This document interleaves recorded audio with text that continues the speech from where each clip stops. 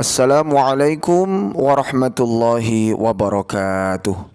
Para pemirsa yang dimuliakan Allah Subhanahu wa taala, pada kesempatan kali ini insyaallah kita akan membahas tentang bacaan-bacaan yang wajib kita baca saat kita melakukan sholat, baik sholat fardu maupun sholat sunnah. Perlu diketahui bahwa dalam sholat setidaknya ada 3 macam rukun. Rukun ialah suatu perbuatan yang harus dilakukan saat kita mendirikan sholat tersebut. Yang pertama ada dikenal dengan rukun qalbi atau rukun yang berkaitan dengan hati.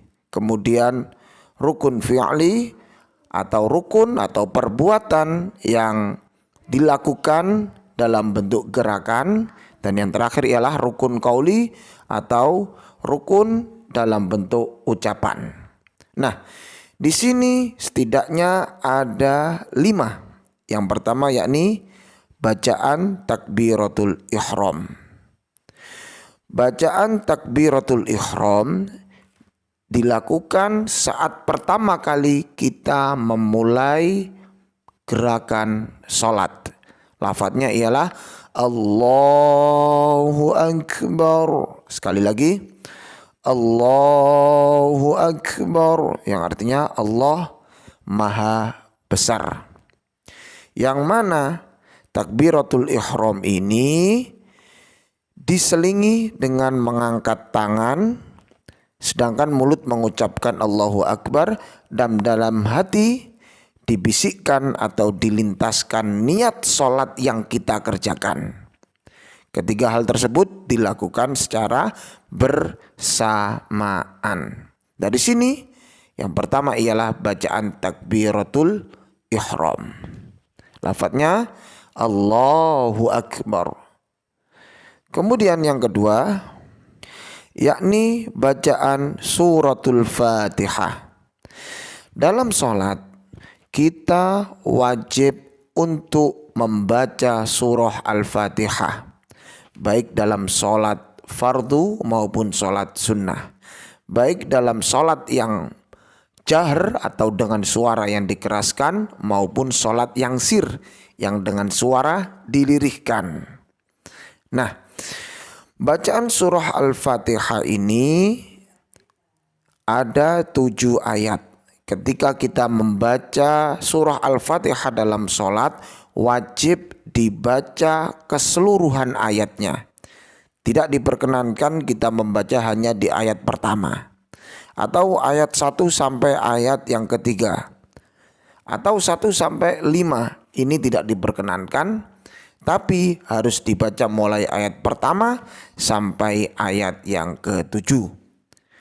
Perlu diketahui bahwa di sini ada perbedaan pendapat.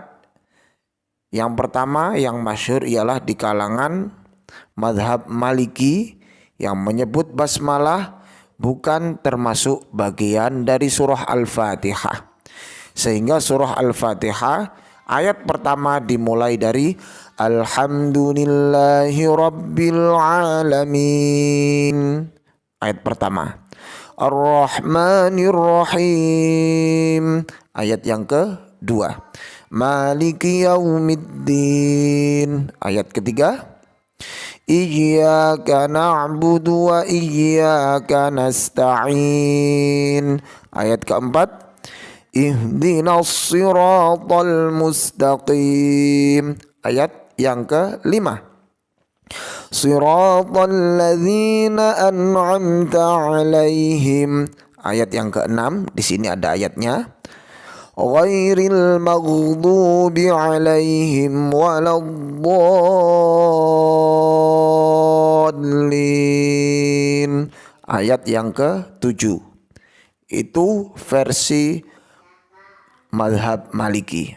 Bismillah bukan termasuk bagian dari surah Al-Fatihah. Namun di kalangan ulama Syafi'iyah, Bismillah merupakan ayat yang pertama dari surah Al-Fatihah. Sedangkan ayat yang ketujuh ialah siratal ladzina an'amta 'alaihim ghairil maghdubi 'alaihim waladdallin. Ini ayat yang ketujuh. Sehingga apabila kita tidak kuat nafas kita, maka sebaiknya berhenti di sini. Ini untuk mazhab Syafi'i. Siratal ladzina an'amta 'alaihim ghairil maghdubi 'alaihim. Nah, berarti di sini. Ini yang ditekankan. Kemudian diulang. Ghairil maghdubi 'alaihim waladdallin. Jadi tidak berhenti di 'alaihim yang pertama, melainkan yang kedua. Nah, sebelum kita lanjutkan, bagi Anda yang belum subscribe, tekan tombol subscribe-nya agar tidak ketinggalan, dan tekan tombol like-nya sebagai wujud dukungan kami, wujud dukungan Anda pada video ini. Dan apabila bermanfaat, silakan untuk di-share. Untuk berikutnya, yakni bacaan tahiyat akhir. Bacaan tahiyat akhir ada beberapa versi. Adapun versi yang kami gunakan ialah at-tahiyyatul mubarakatus salawatut thayyibatu lillah.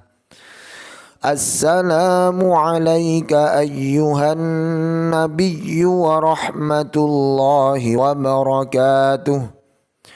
Assalamu alayna wa ala ibadillahi salihin.